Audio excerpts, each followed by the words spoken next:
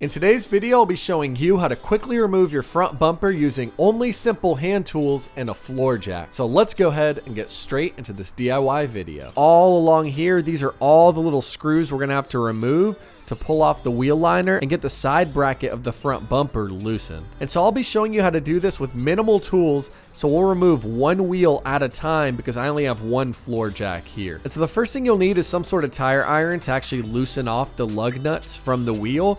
That way we can lift this thing up and pull it off. Sweet, and now with the torque actually loosened off of the lug nuts, let's go ahead and jack up the vehicle so we can pull off the wheel. And then we'll jack up the car enough to where you can see there's a gap underneath the front wheel. And now we can go ahead and pull this entire thing off. And so if you have a 335i or just upgraded calipers in general, just be sure you don't slam the wheel into your brake calipers. But now that we're back here, we can actually pull off all the screws that are going to hold this wheel liner into place. So you can see all along here and along the top. And then we have one here connecting to the front brake duct. And then we'll have this 10mm one holding as well. And then we should actually be able to remove this front cover. And now you will need an 8mm socket to remove most of these little fender liner screws. And then it should be about 5 or 6 of these 8mm screws in total. And then you're going to have one 10mm one. And then once those are all removed, you should be able to get your hand right in here and pull these all off and pull this one off of the stud. And then you'll have to pull this one underneath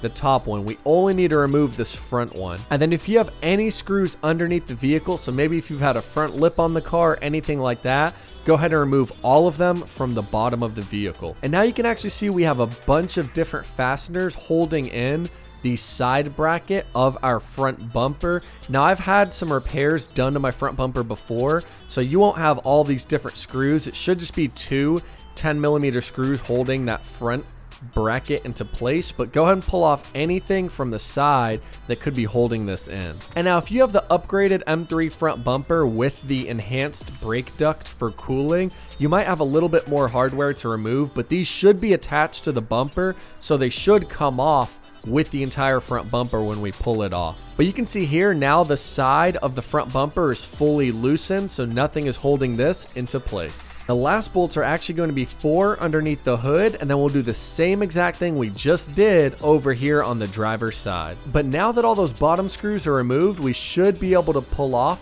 this fender liner. Let's go ahead and pop the hood, and then you'll see 1, 2, 3, and 4 T30 screws holding the front of that front bumper into place. And then we'll have everything we just did on the passenger side we'll do to the driver's side as well. But what I would recommend is that you actually remove these front 4 T30 screws last, because these are what's going to hold up the front bumper at the end and allow you to pull it off just a lot easier. And since I only have one floor jack for this DIY, we'll pop the wheel back on and do the same exact thing on the other side. Sweet, and now with the wheel back on, all we did was torque it just enough to be able to withhold the car's weight.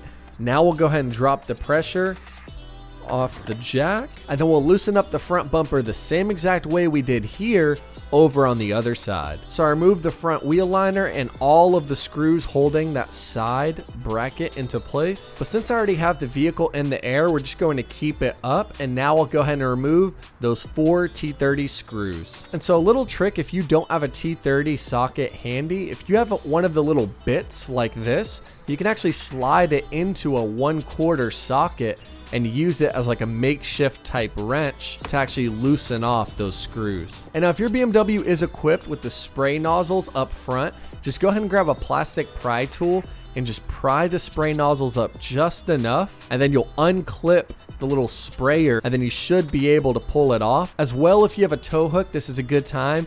Go ahead and remove it. That way it doesn't hold the vehicle's bumper from being removed. Sweet, so let's go ahead and screw this out of place. And now you should be able to just slowly wiggle the front bumper off while being careful not to scrape the paint underneath. And that right there is how you remove your front bumper off your BMW E90, E92, or E93.